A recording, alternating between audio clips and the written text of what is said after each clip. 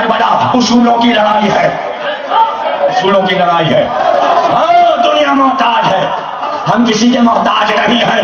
हमारी अदादारी किसी मुल्क के एट पे नहीं चलती, मुल्क चलते हैं अदादारी।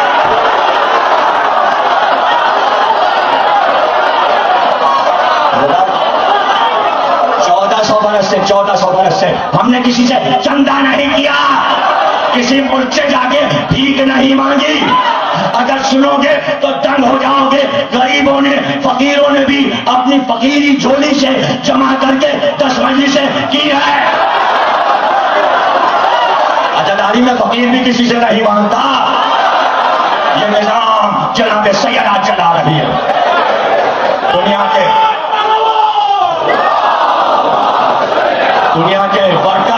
दुनिया के वर्कर्स तनख्वाह लेते हैं, पैसा लेते हैं। हमारे वर्कर्स 2.25 महीने तक रातों दिन जाग कर अदादारों की खिदमत करते हैं और अपना पैसा खुद खर्च करते हैं। शबीर पर, नजर पर, न्यास पर देने वाली जनाब सैयदा अतिया खुदावन, बीवी का करम, तुम हमारे बेटे का मातम करो, हम आते हैं, हम तुम्हें बरकतें देकर जाएंगे। हम किसी से मदद नहीं मांगते और हमने कोई ऐसा फाउंडेशन भी नहीं कायम की है कि जहां अदादारी के लिए साल भर हम जमा करें। हमें मालूम है हम नियत करेंगे, वो हमारे ऊपर करम करेंगे, इसलिए कि हम काम उनका कर रहे हैं। जाने कहां से कैसे कैसे इंतजाम होता है। कभी मौका मिला तो अशरे सानी में सुनाएंगे कि बड़े बड़े लोग गुजरे और वो हैरान हो गए कि ये कैसे चल रहा है निजाम पूरा अज़ादारी का पूरी दुनिया में, कैसे चल रहा है। ये मोहब्बत है, ये मवद्दत है, ये मोहब्बत है, ये मवद्दत है। अज़ादारी में कोई चीज रुकती रुकाती नहीं है, अज़ादारी में कोई चीज रुकती रुकाती नहीं है। परेशान न किया जाए। इसी 60 बरस में अज़ादार उसी रोड से गए हैं, वहां दुकानें पहले भी थी, आज भी हैं। न अज़ादारों ने पहले लूटा था, न अब लूटेंगे। लुटेरे और हैं, अज़ादार और हैं।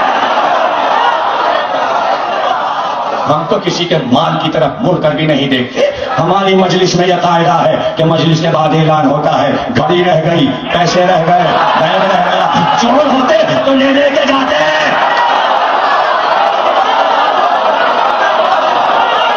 हम क्या जाने कि चोरी क्या, हम क्या जाने। उसूलों पर है अज़ादारी, उसूलों पर ही रहेगी। बात समझने की है, ताबूत क्यों है, अलम क्यों है, जुलना क्यों है, ये सब हम टीवी पर बता चुके, कई साल से बता रहे। अब मीडिया पर भी बता दिया, इमामबाड़ों में अरसे से बता रहे थे। घबराहट न हो कि अलम क्या है, क्या है अलम। कोई ऐसा भी मुल्क है जब सिफारत खाना दूसरे मुल्क में कायम करता है तो उसकी बिल्डिंग पर उस मुल्क का अलम नहीं लगता? क्या इस्लामाबाद में वजीर आजम हाउस पर परचम नहीं लगा?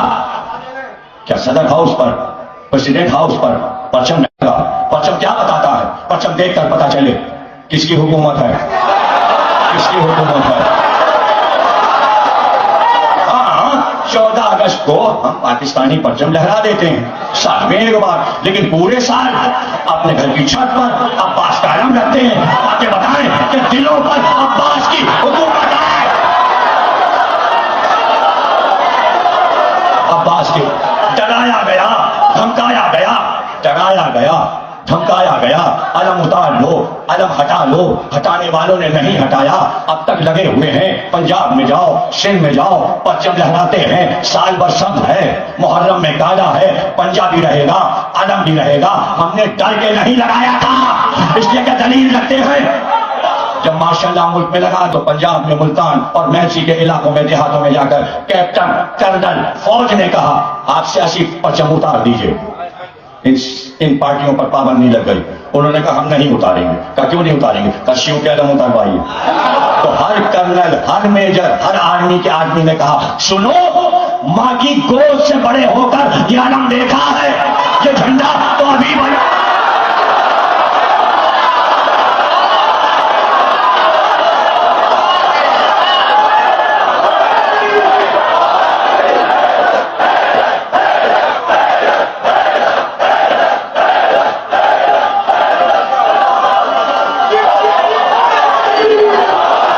मजलूम का परचम है। अरे गैर कौमें जान गई और अब तक दुनिया नहीं समझ पा रही है कि क्या राज फौज पड़ी थी जर्मनी में, जंगे अजीम हो रही थी, उसमें मुसलमान भी थे। छुट्टी लेने आया, उसने पूछा कमांडर ने, काहे की छुट्टी? कशब आशूर है, कल आशूर है, हमें छुट्टी चाहिए, हम कल मातम करेंगे, मजलिस करेंगे अपने खैमे में टेंट में बैठकर। तो छुट्टी हम तुम्हें दे देंगे, लेकिन एक सवाल का सही जवाब दे दो, हम तुम्हें छुट्टी दे देंगे। अगर तुमने सही जवाब दे दिया तो पूछिए कि बताओ इस्लाम में सबसे ज्यादा बहादुर कौन गुजरा? मैंने कहा अली, अली से बड़ा कोई नहीं गुजरा। उसने कहा तुमने जवाब सही नहीं दिया। कहने लगे मुझे गुस्सा आ गया, जाने किसका नाम ले देगा, मैं कहीं इसका मुंह ना नोच लूं। लेकिन उसने कहा सुनो, इस्लाम में सबसे बड़ा बहादुर अब्बास था। वो कहने लगे, मैं रोने लगा। मैंने कहा क्या दलील है आपके पास? काली ने जब तक लड़ाइयां लड़ी, पानी पी के और खाना खा के, अब्बास ने जो लड़ाई लड़ी वो भूख और प्यास में। अब्बास की बात करती है दुनिया, अब्बास की वफा। कहां पे तकरीर छोड़ी थी? अब्बास की वफा। और अब जानते थे हुसैन 4 को लाएंगे और फतह पाएंगे। मेरे जुमले जाया न करना, तकरीर आहिस्ता आहिस्ता आगे बढ़ रही है। हुसैन को मालूम था कि अरब ये समझ रहे हैं कि हुसैन को 4 पर नाज है, अब्दुल्ला इब्न अब्बास पर, मोहम्मद हनफिया पर, मुस्लिम इब्न अकील पर, अब्बास अलमदार पर। हुसैन ने बताया, तुम समझ रहे हो हुसैन ताकत से आएगा, ताकत लेकर आएगा। हाँ, कर सकता था हुसैन ऐसा, लेकिन हम तुम्हारे ज़ामे बातिल को नाकिस कर देंगे और हम तुम्हें बताएंगे कि हुसैन ने बगैर ताकत के कैसे फतह पाई, जंग के बगैर कैसे फतह पाई। ये फतह बड़ी मुश्किल है, जिसमें कोई एटम बम न फेंका जाए, कोई मिसाइल न चले। दुनिया ऐसी लड़ाई लड़के दिखाए जैसी हुसैन ने लड़ाई लड़ी है। उसूल देकर गए कि उसूलों से लड़ा जाता है। अगर आज दुनिया की लड़ाइयां उसूलों पर हो रही होती तो यह खलफशार पूरी दुनिया में न फैला होता। उसूल पे वापस आओ, सब सही हो जाएगा, सब ठीक हो जाएगा, ये खलफशार नहीं होगा। और ये तरीका नहीं है लड़ने का जो तरीका अपनाया हुआ है, चाहे वो अमेरिकन हो या मुसलमान, तरीके दोनों के गलत हैं। तरीका दोनों का गलत है, इसलिए कि मुसलमान आले मोहम्मद से नहीं ले रहे, अमेरिकन ईसा की सुलबस्ती पे नहीं चल रहे हैं, ना ये अपने रहनुमाओं की मान रहे हैं, ना वो अपने रहनुमाओं की। तो खलफशार तो होना है, शायद तो होना ही है मुल्क में, इसलिए कि भूल गए माजी को कि कौन कौन लोग आए थे समझाने के लिए। तो हुसैन एक पिलर, एक रुकन बने हुए इस्लाम में मौजूद हैं और पुकार रहे हैं, हमसे सीखो, फतह का तरीका हमसे सीखो। और अपनी 4 ताकतों को एक बार तकसीम किया। आधी ताकत को मदीने में छोड़ दिया। अब्दुल्लाह इब्न जाफर आप नहीं जाएंगे, मोहम्मद हनफिया आप नहीं जाएंगे, शोरा को अकेले छोड़ रहा हूं, उम्मे सलमा को छोड़ रहा हूं, उम्मुल बनीन को छोड़ रहा हूं, सारे बनी हाशिम की निगरानी आप दोनों करेंगे। और 2 को साथ लेकर चले, यानी आधी ताकत छोड़ दी, आधी ताकत लेके चले। फिर भी अरब समझ रहे थे अब्बास तो हैं, मुस्लिम इब्न अकील तो हैं, मक्के से वो ताकत भी मुस्लिम को भेज कर कूफे बिल्कुल ही कम कर दी। अब सिर्फ अब्बास रह गए, अब्बास रह गए। करबला वाले समझे जब अब्बास आएंगे तो जमीन हिलने लगेगी, खलफशार हो जाएगा। अब्बास के ही लिए तो लाए थे अर्ज़ पहलवान के, बड़े बड़े पहलवानों को लेकर आए थे कि जब अब्बास आएंगे तो ये बड़े सूरमा अब्बास को घेरेंगे।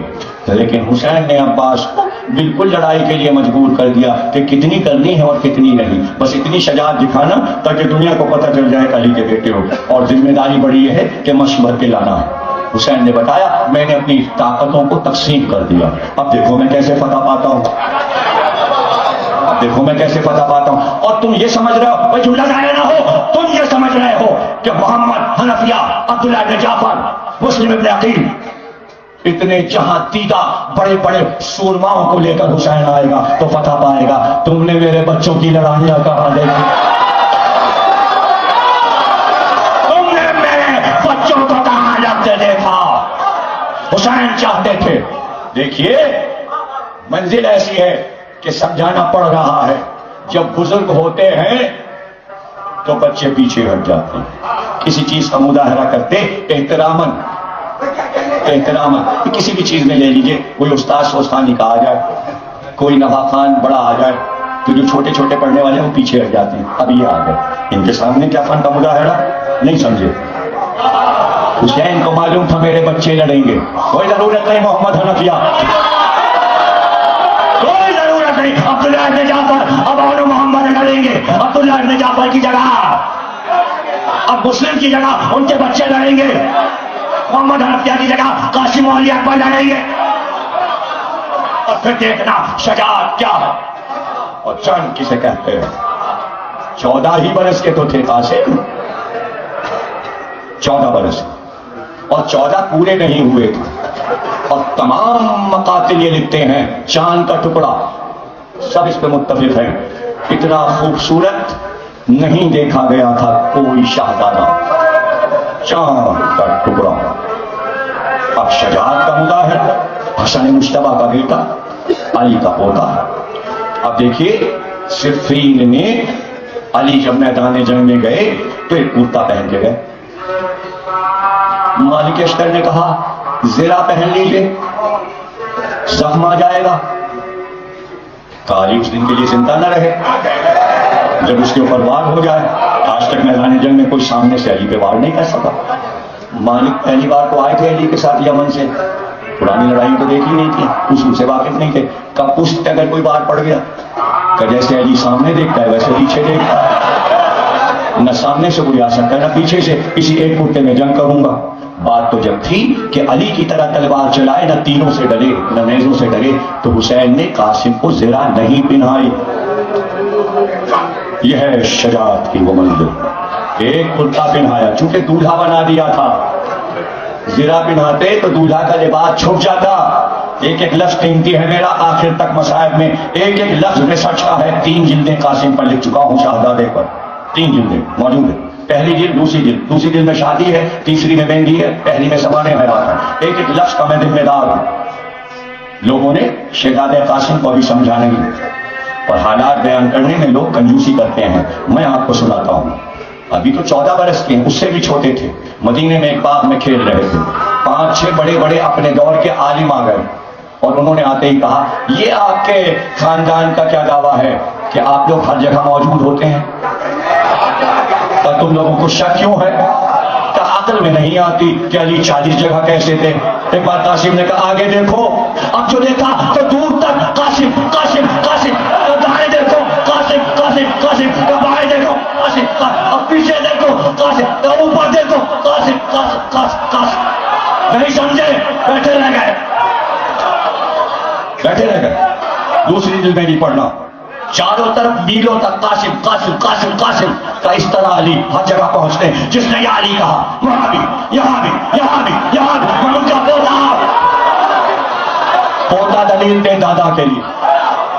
आप ये कहते हैं जहां भी दुआ करो रिस्क मिल जाता है, ये कैसे हो जाता है? आपके वसीले से रिस्क कैसे मिलता है? क्या देखो अभी मिलता है। क्या खाना है, क्या खाना है? का ताजा खजूरें, फसल नहीं है। का देखो दरख्त की तरफ खजूर है, बरस रहे हैं।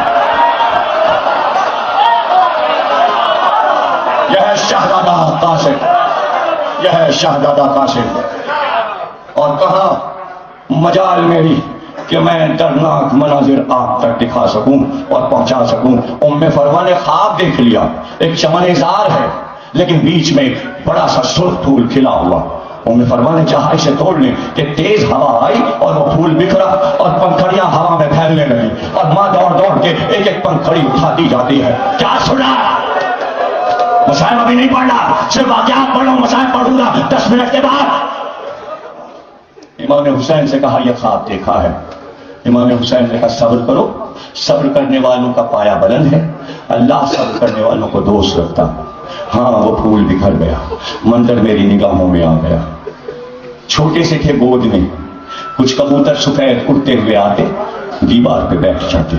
माँ प्यार से कहती, जब कबूतर गूंजते तो माँ कासिम से कहती ये परिंदे देखो। चूंकि बचपन से माँ ने परिंदे दिखाया था, जब बड़े हुए तो सुबह जब उठते पहला काम ये करते, पानी भर के बर्तन में रखते, कुछ दाना डाल देते, कबूतर सारे उतर आते।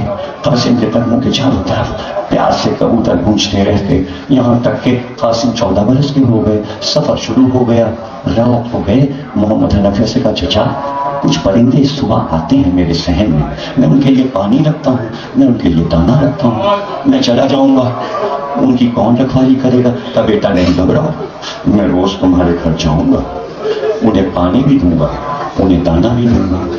काफिला चला गया। दूसरे दिन मोहम्मद हनफिया गए, कासिम के घर को खोला, दाना लेके बैठे, पानी भी लेके बैठे। नहाना था, वो परिंदे ना आए। मोहम्मद हनफिया रोज जाते रहे मगर परिंदे ना आए। अरसा गुजर गया मगर परिंदे ना आए। हाँ, एक दिन सुना गया कि एक परिंदा कब्र नबी पे आया है, मगर है तो सफेद मगर खून में नहाया। शहजादा कासिम रुखसत हुए और मैदान जंग में आए। आकर रजस पढ़ा, और रजस पढ़ने से पहले रुक रहा हूं, एक एक चीज रोक रोक के समझाऊंगा। ये शियार है आले मोहम्मद का कि जो खराब नस्ल का हो उसकी निशानदही करें। ये नहीं करेंगे तो कौन करेगा? ये नहीं करेंगे तो कौन करेगा?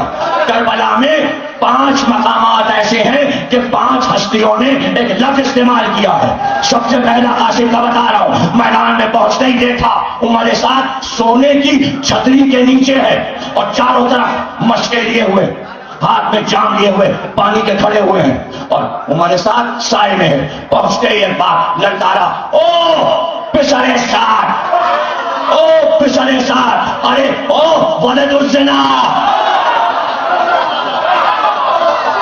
तुझे शर्म नहीं आती? मेरा चचा धूप में है और तू साए में है।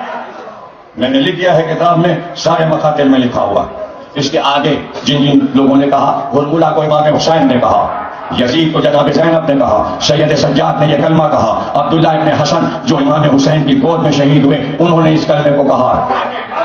ये जरूरी था बताना ताकि कयामत तक पाकीज़ा नस्लों का और गंदी नस्लों का फर्क पता चले।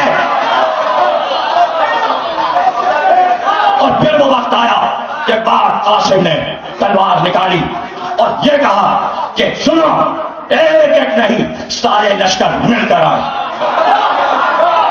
क्या तुम बड़े ताकतवर हो? सारे लश्कर मिलकर आए।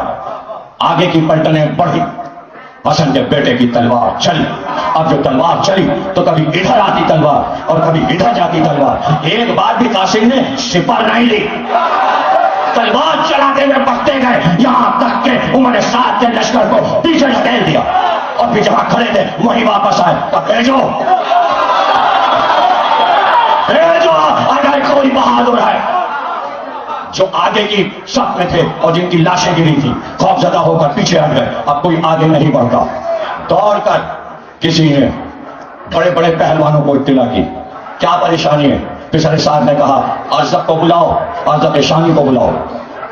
उसने कहा क्या अब्बास आए हैं? उसको मालूम था कि जब अब्बास आएंगे मुझे बुलाया जाएगा। सरदार बुला रहा, पहुंचा का क्या बात है? क्या वो एक लड़का है 14 साल का, उसे जाकर कत्ल करो, उसका सर काट के लाओ। क्या तू मेरा नाम मिटाना चाहता है? मैं बड़ी बड़ी लड़ाइयां लड़ा हुआ हूं, इतना नामवर पहलवान हूं, मैं एक बच्चे से लड़कर अपना नामो निशान मिटा दूं? जब अब्बास आएंगे तो देखा जाएगा। अरे इस बच्चे ने सारे लश्कर को हिला दिया है, तू क्या समझ रहा है ये बच्चा है? खुद पिछले साहब ने कहा ये हाशमी जवान है, तुझे इसकी तलवार का रोआ नहीं मालूम, उसकी ताकत का अंदाजा नहीं है। कदे तू मुझे बदनामी की राह पर मत ले जा। मेरे 4 बेटे हैं, इसमें से एक बेटा जाएगा, इसका सर काट के लाएगा। चारों बेटों को अरज़ब ने बुलाया और बड़े बेटे से कहा जा और जाकर इसका सर काट ला ताकि पिछले साथ से तुझको इनाम मिले। वो आया, कासिम ने उसकी तरफ देखा और फिर लश्कर की तरफ देखा, फिर लश्कर की तरफ देखा। ये पहला वार नहीं करते, उसने आते ही नेज़े का वार किया। कासिम ने तलवार उठाई, नेज़े को आधा काट दिया। जब उसका नेज़ा कटा तो उसने तलवार निकाली। जब उसने तलवार निकाली, कासिम ने 2-3 बार अपने घोड़े को काबा दिया और फिर सामने आते थे, काबा देते और फिर सामने आते। एक बार उसने वार किया, जब वार किया कासिम का घोड़ा हटा। जैसे ही घोड़ा हटा, एक बार आगे बढ़कर कासिम ने देखा उसके बड़े बाल फौज से निकले हुए। आगे बढ़कर कलाई में उसके बालों को पकड़ा, घोड़े से उठाया,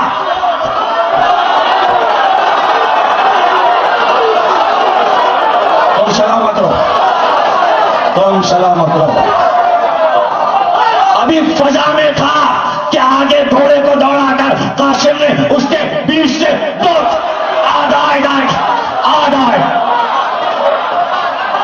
अरज़ब का पहला बेटा मारा गया। आंखें अंधेर हुई, फौरन दूसरे बेटे से कहा अब तू जा। जब वो आया, कासिम ने कहा तू भी अपने भाई के पास जाना चाहता है? उसने आते ही नेज़े का वार किया भाई मेरी तरफ देखना, उसने नेजे का वार किया। कासिम ने उसके नेजे की आनी को उंगली में ऐसे नेजे की आनी को लेकर और दोनों उंगलियों को बंद किया और उसके बाद घुमाना शुरू किया। जैसे जैसे घुमाया एक बार घोड़े से गिरा दिया, कलाई मोड़ के कासिम ने बताया अली ने खैबर का नाम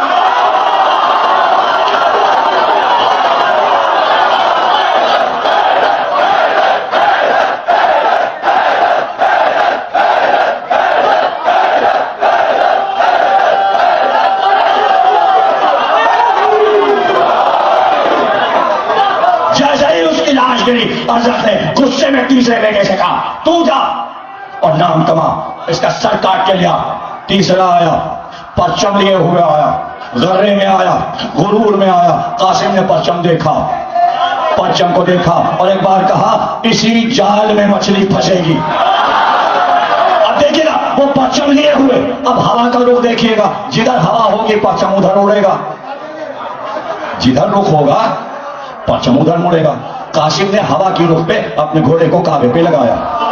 अब काबा समझने के लिए जब मेरा दुलजना आता है, इस मैदान में भी शाम को आया था, जो अभी बरामद हो रहा है, हमारा दुलजना सकी बादशाह यहाँ आके दौड़ता है तो उसको काबा दिया जाता है, बीच में एक लकड़ी बांध कर रस्सी बांध दी जाती, उसके गिर्द दायरे में घोड़ा दौड़ता है, इसे कहते हैं कावा। जब दायरे में दौड़ेगा तो कावा। कासिम ने जिस रुख हवा थी उस रुख पे घोड़े को काबा देना शुरू किया। अब ताक़ुब ने वो भी ताक़ुब में कासिम के पीछे घोड़े को काबे में दिए हुए, तो अलम सीधे जाने उड़ रहा है हवा के रुख पे। एक बार कासिम ने तारा बनाते बनाते घोड़े को एकदम उल्टा किया और दूसरे रुख पर, अब जो दूसरे रुख पे किया तो उसका जो परचम था वो उससे लिपटने लगा।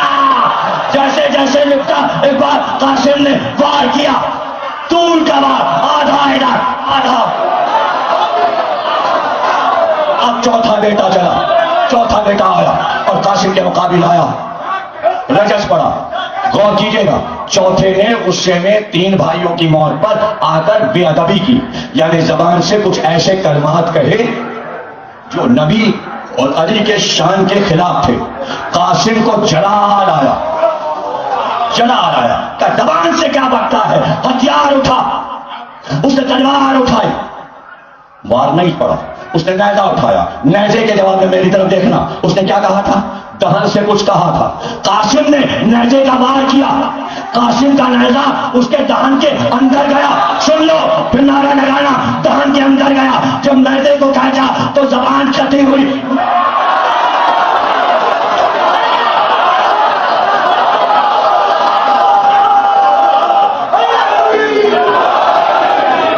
और फिर कासिम का शिकार था, वो भी दो टुकड़े हुआ।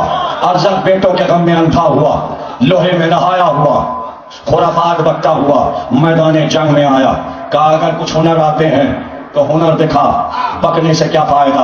रजस पढ़ना हमें भी आता है। और एक बार कासिम ने रजस पढ़ना शुरू किया। जो पहचानता है वो पहचान ले, मेरी दादी फातिमा ज़हरा है, सैयदा निसाइल आलमीन है, फख्रे मरियम है, फख्रे आसिया है। मेरा दादा अली मौजूदा है जो फख्रे मूसा है, जो फख्रे ईसा है। मेरा चचा वो है जो साबिरों का साबिर है। मेरा बाप हसन मुस्तफा है, मेरा परदादा अबू तालिब है। मेरा जद मोहम्मद पैगंबर मोहम्मद मुस्तफा है, जिसको आसमानों पर मेराज हुई। जो अर्श पर मेराज में गया, क्या फसी और बड़ी खुतबा पढ़ा, और उसका गुस्से में यह आलम जब बल खा रहा है। कासिम के मुकाबिल यहां हुसैन के हाथ उठ गए दुआ के लिए। हाँ, कासिम न रहेंगे परवरदिगार, लेकिन मैं चाहता हूं कि यह नामवर पहलवान है, मेरा कासिम फतह पाए। कासिम की लड़ाई अब्बास भी देख रहे थे, अली अकबर भी देख रहे थे। और अब्बास का जोश में यह आलम कि बार बार घोड़े को बढ़ाकर करीब आते, करीब आते। और जब हुसैन बढ़ते थे तो कासिम सलाम करके कहते, चचा आप वहीं रहिए, जहमत न कीजिए। कभी अब्बास से कहते मुस्कुराकर, चचा आपने लड़ाई देखी? कभी भाई अली अकबर से डांट लेते। हाँ, कासिम को डांट देने वाले अब्बास जैसे शजा, अली अकबर जैसे बहादुर, हुसैन जैसा शजा। मगर जब हुसैन लड़े तो दाएं बाएं पुकारते थे, कासिम हमारी लड़ाई कोई नहीं देख रहा। अली अकबर, अल्लाह अकबर। अज़त मुकाबिल आया, उसने तलवार का वार किया, नेज़े का वार किया, उसने भाले का वार किया, उसने गोश्त का वार किया। हर वार को कासिम ने तलवार से काट दिया। तलवार से काट दिया। और एक बार कासिम ने कहा, इतना बड़ा पहलवान है तू, इतना बड़ा पहलवान है और तेरे रकाब का टंग खुला हुआ है। टंग तो खुला हुआ था, अब जो झुक कर देखा वो झुकना था अरज़क का कि कासिम की तलवार चली और दो टुकड़े होकर अरज़क गिर गया। कासिम फतहयाब हुआ। कासिम ने लड़ाई का हर उसूल बताया, समझाया। मैदानी जंग में एक तरीका लड़ाई का ये भी है कि होशो हवास कायम रहें, यानी सामने वाले को यह मालूम हो कि अगर आदमी सामने का ये कहते देखो वो आ रहा है, तो इसके माने कच्चा है लड़ने वाला। अरे कासिम ने बताया कि तू अगर मरहब है तो मैं खाली हूं।